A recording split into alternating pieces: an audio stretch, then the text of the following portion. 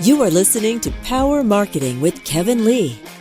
Kevin and his agency Did It have helped thousands of businesses win through superior marketing, as have his books, articles, speaking engagements, and the E-Marketing Association Power Marketing podcasts. Here's Kevin. I'm here today with Seth Hirsch, who's one of the co-founders of a platform called ShopFluency.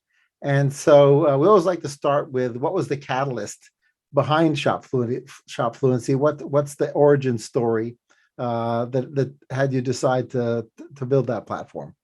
Awesome. Yeah. Thanks for having me, Kevin. Glad to be here.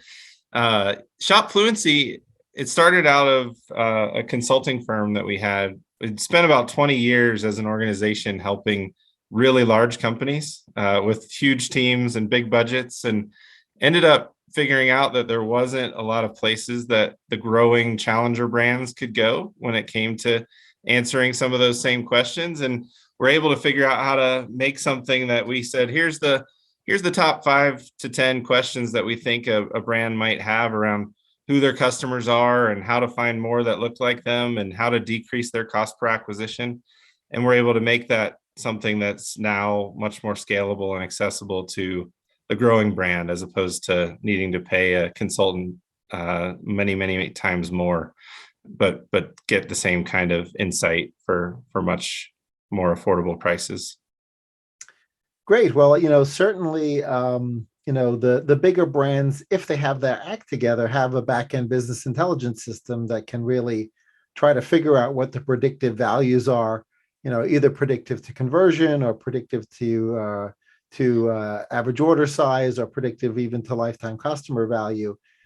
So when you're dealing with a situation where the data is a little bit sparse, right? How do you guys address that? Because obviously a challenger brand may not have the benefit of a large data set to work from. Yeah, well, that's great point. The particular subsegment of challenger brands that we've been able to help most dramatically are those that run on platforms like Shopify and WooCommerce and BigCommerce, and those companies, they don't even usually realize how much first-party data they already have. It's in these systems that they use every day. But these systems make it really easy to get the data out as well. So really what we've done is said, here's a group of people that are more data rich than they realize, but don't have the skill set necessarily in-house to use that data.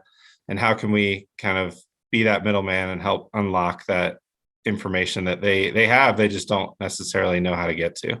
Right. Now, obviously, within the organic and in particular the paid advertising platforms, each of the platforms has a different set of targeting levers. Some of them overlap, right, with regards to demographics or psychographics or interest categories, and sometimes some platforms will have levers that you can use to target that the other one doesn't have. So as you guys are sort of building this sort of best customer profile, right, either because they're best at converting or they're best at lifetime value, et cetera, how do you then work through that deployment? Because obviously Facebook, Instagram had more targeting levers before, right? Now with the change with regards to iOS we've sort of lost some of our targeting resolution there. And so how are you guys thinking about the best practices of that and then applying it to your clients? Yeah, it really is a platform by platform question and becoming more and more siloed. There's with all these different walled gardens that want to handle things their own way, it's definitely no one size fits all. But we do see that still the majority of people's time and attention is going to Facebook, Instagram, and Google. So those tend to be the ones that we spend an extra bit of time on and have their own different techniques. So rather than choosing interest groups or looking for what demographics you can still pull from Facebook, what we found is if we give Facebook a better target audience to use, that we can help their lookalike audience capability perform even better than it would giving every customer. We always tell people, not all your customers, there's no average customer. There's all these different customers that make up that average. And by understanding those groups that exist within the whole, we ultimately can give Facebook an audience that looks more similar to each other before it's gone into Facebook, which only helps them build a better lookalike model. So if I always tell people, like, if my wife and my mom are both customers of the same brand and have different lifestyles, different things that are important to them, being able to find people that look like my wife and people that look like my mom would be very different. And so what we do is try to help seed those groups before we push it into Facebook, and then ultimately use some of the native functionality that it has to get better results than we would naturally. Cool, cool. So what makes for great segmentation for somebody who's coming at it from the first time and perhaps was naive enough to consider all customers created equal until they watched this conversation and suddenly had their epiphany? So now that they're thinking about segmentation, what makes for a great segment? Yeah, that's a great question. I think a lot of times segmentation gets a little caught up in what are we segmenting, and I think people overgeneralize sometimes about what that means. And for example, we like to look at segmentation across multiple dimensions, and one of those dimensions is demographics and psychographics. So a lot of times people will kind of mix together, whether it's demographic data, behavioral data, what kind of products people buy, and they'll try to push it all into one thing and create their segments. But we've found over the years, and this kind of predates ShopFluency back to the consulting days, that if we create demographic and psychographic segments, that those come with their own use cases that are really valuable, versus a lot of people are looking at behavioral data. So things like, how many orders does somebody have, and how many different units do they buy, and how much do they spend over a 12-month period. So ultimately, we think those are two different types of segments that are really valuable when you look at them together, but should be separated. So a long-winded answer to your question, I think segmenting customers along transactional data is great. Segmenting customers along demographic data is great. And just knowing how you would use one versus the other is really the most important piece of it. That's great. One really lively discussion that tends to happen pretty commonly, not just with our e-commerce clients, but even within B2B, is when you've gone through and you've started to create these segments and you discover that some are pretty niche and then some are pretty big, but maybe the niche one is super valuable, but it's not that big. And so you're now struggling with the idea like, well, when do I start to create different messaging for these different audiences? So what then that becomes a question about like, okay, when is it worth it to take the extra time and energy to treat that audience differently from a user experience perspective, from a messaging and creative perspective? And I don't think there's an easy answer necessarily. Obviously, you try to put the math against it, but I'm curious whether you and your team have sort of come up with a general, if not a formula, just a way of thinking that through as to sort of when you decide, okay, this audience is important enough, they deserve some extra TLC. Yeah, I think maybe just to go back to the beginning of that, I think is, what's the one audience that I want to talk to begin with? Like in terms of who my customers are in the most general sense. I think one example that's come up from a real client that we work with is, it's a company that makes really nice mountain bikes, and they're these expensive mountain bikes, and somebody who's got to be really serious about mountain biking would want to use it. And they had previously been messaging and marketing towards this really hard charging downhill, wear a full face mask, jump over things, this kind of Mountain Dew audience. And what we were able to show them is their customers were really more people who are getting ready to approach empty nesterhood. They're in their mid 50s. They're probably not jumping over things anymore. And so what we were able to show them is, like, even for your first message, you need to make sure you know who your customers are and target them and communicate with them the correct way. So it really can change even what your primary audience and outgoing message is. And then I think, to your point, it becomes, if I have two important groups that want different things from the brand, when does it start to make sense to message to them differently? That's a lot easier to do in direct channels like email and direct mail, things like that. But we've found value in doing that, as well as to say, you want this out of the product and you want something else, and I want to make sure I'm communicating with you in the most relevant way possible. So what is your advice for sort of the changing media landscape? So we have a lot of things happening at the same time within the media landscapes, and some of this is platform specific, where sometimes we're losing targeting granularity, right? And sometimes we're losing tracking granularity. So those two things may be caused by the same thing, IDFA or third-party cookies eroding, right? And then you've got sort of the general cross-platform or cross-device issues where a person might initially be exposed to something on a phone, and then they're like, oh, I should check this out later, and they move to a different device. So there's all this targeting leakage and data leakage. So we got really spoiled right there for a while, where we had the ability to really be granular from both a targeting and from a tracking perspective. And some of that is going away. So how are you guys and your clients dealing with that?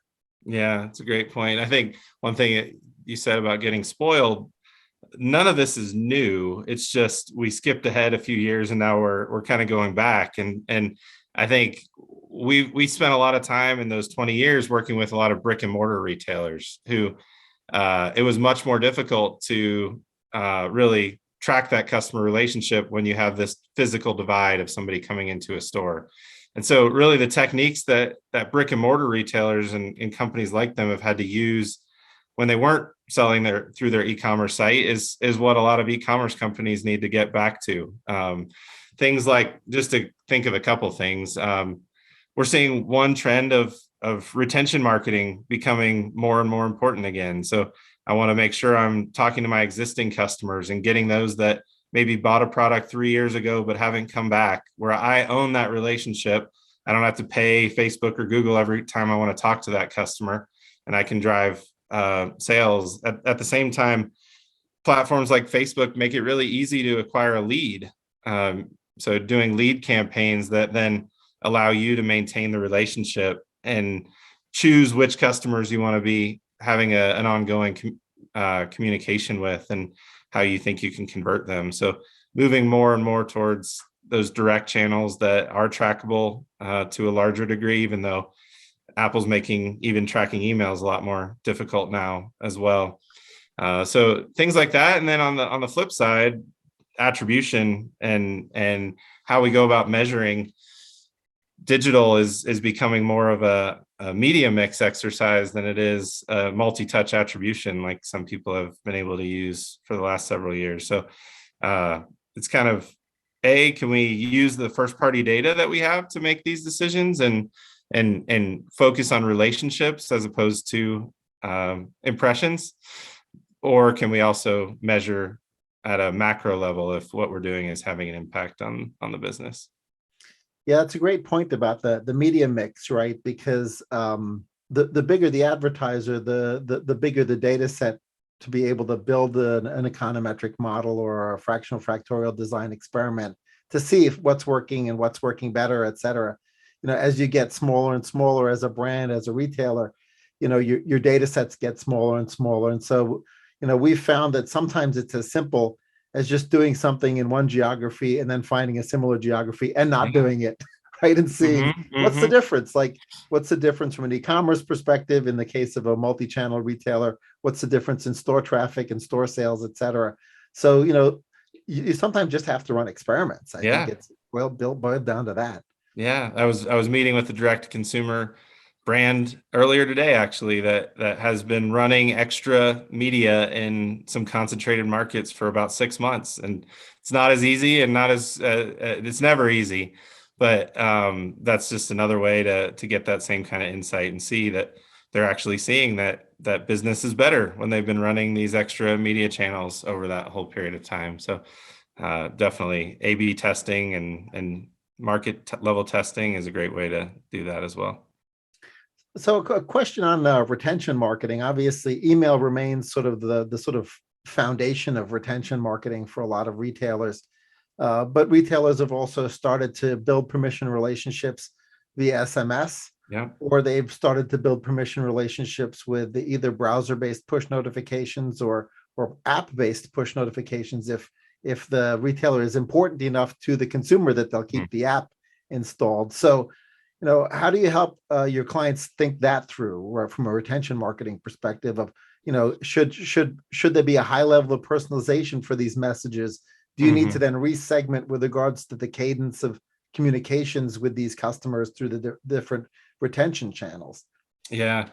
So kind of going back to even the biggest companies are really struggling to figure out how to create enough content to personalize every email that they send out. It's been a really big challenge for the biggest brands to figure out how to use the data within the constraints that they have for creative and having that developed and actually implemented. And so the first place I tell everyone to go is what are you doing with your welcome stream? Like if you have a journey that goes to your customers, no better place to start than how you're bringing them into the relationship with the brand. So that's a place that you can set up something, and it's new to the person that saw it, and it shows what the view of the brand that might be most helpful for them to see to grow their relationship. So it's a very effective, time-friendly way of using your data to onboard people into your brand the best way possible.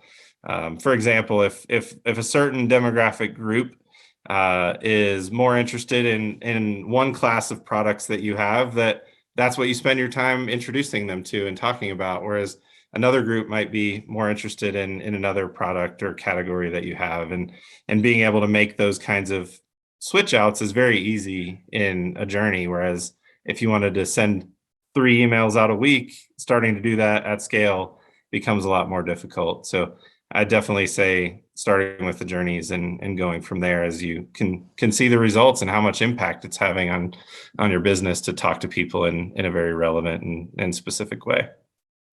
Cool. Well, certainly sort of 3 segments that sort of probably deserve individualized attention would be the pre-customer, right? The current customer and the lapsed customer. Mm-hmm. And I think a lot of retailers perhaps have not fully embraced this idea of drip marketing or funnel marketing for those pre-customers yet. But those are, of course, the ones that at least you have a permission relationship with, even if they haven't pulled the trigger yet on monetizing. So with regards to that category of prospective customers, do you guys have any best practices you would recommend to retailers who are sort of struggling with what I do with this list where I sort of already paid a little bit for them, right? Mm-hmm. But and we've got a permission relationship, but clearly I haven't quite sold them yet. Yeah, I think so. One maybe technical thing about the solution that we offer is we're able to append household level demographic data to customers and to prospects.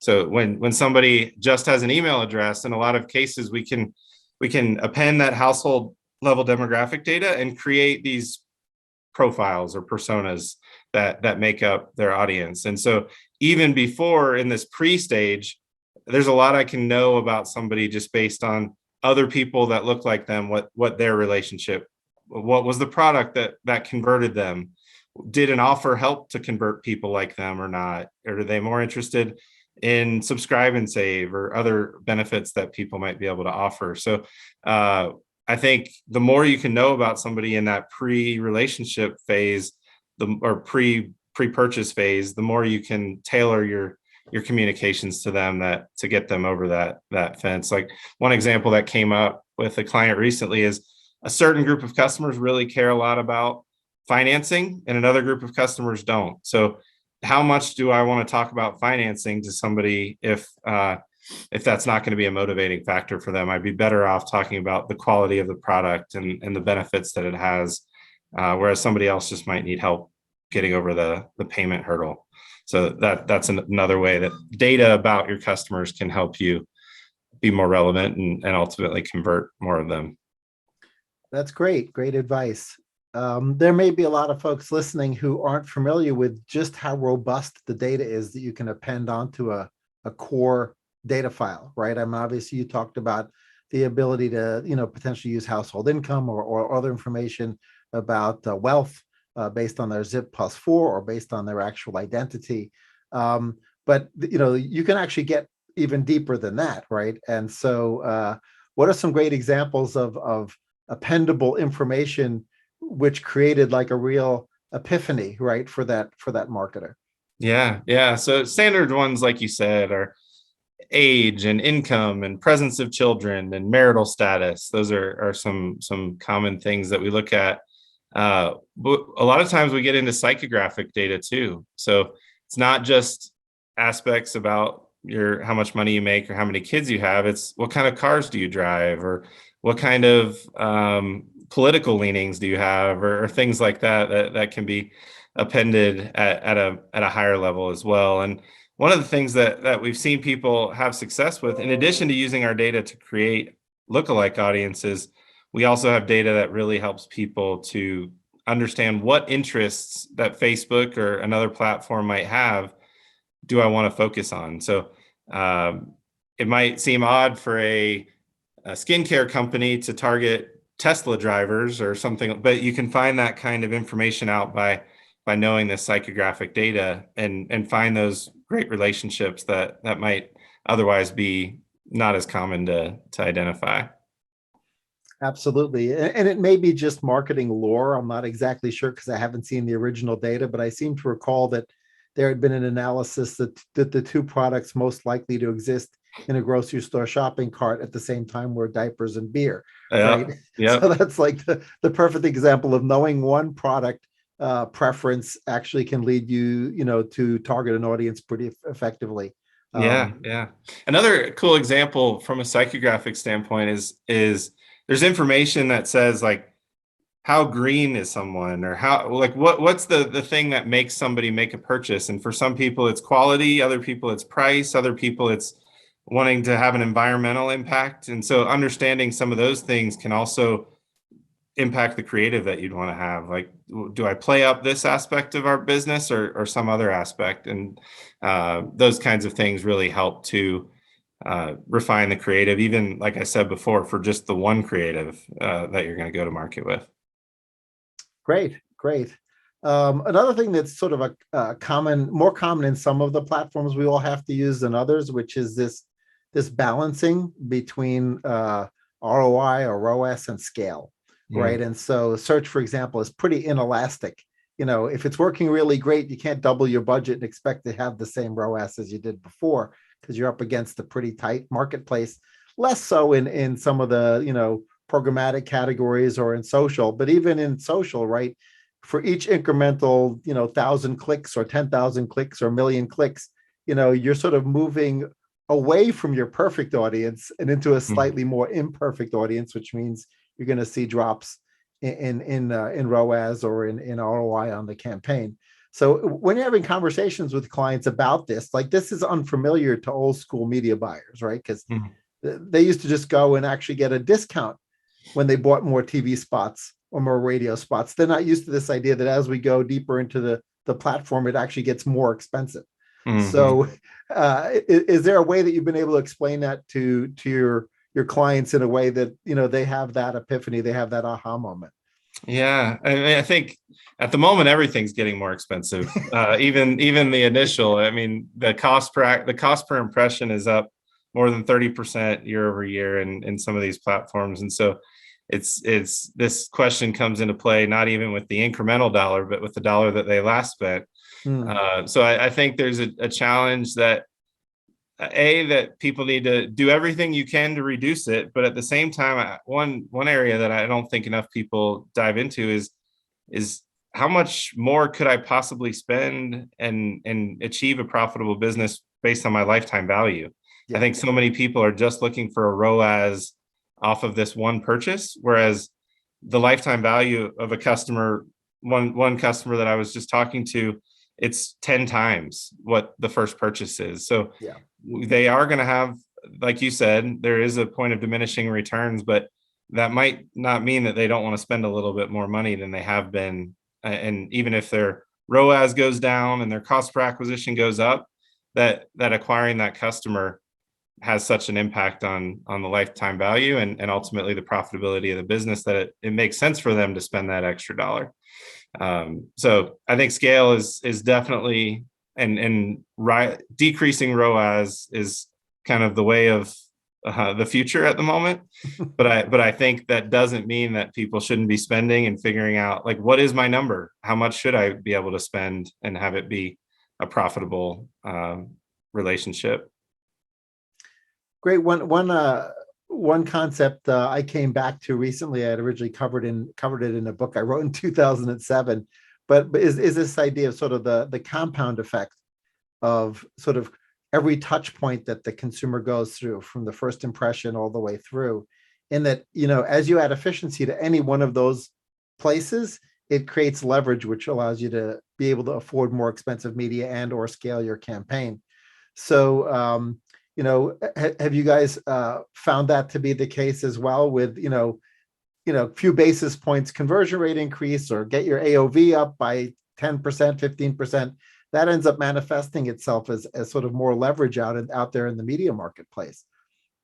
Absolutely. Yeah. And I think another aspect that we've looked at in those same ways a lot is, if you get a one-time purchaser to make a second purchase, they're far more likely to make a third and a fourth, even not even just from a touch point standpoint, but the relationship becomes longer and more sticky, and ultimately grows the lifetime value even further. So anything that we can do to acquire a customer that's more likely to make a second purchase is going to only further that. So one of the things that we focus on is, if you've got a segment of customers that is very unlikely to come back again, by not spending as much money on them from an acquisition standpoint, you're helping your lifetime value as well. So a lot of times people just go to Facebook and say, give me the lowest possible cost per acquisition.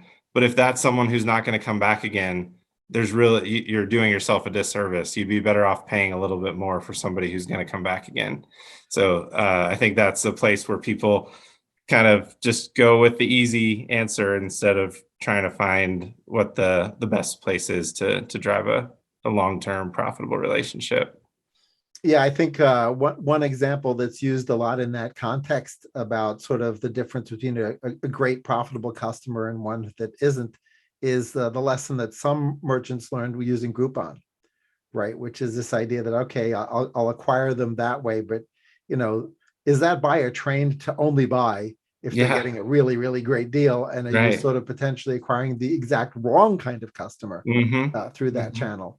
And so, to your point, you can find those same people potentially on Facebook less expensively, but maybe you don't want them. Right, exactly. Yeah. And I think so much right now, people are letting Facebook decide who their customer audience is based on a number that spits out as your cost per result. And there's more to it than that. And I think you've got to go deeper to get to the insight to do something different.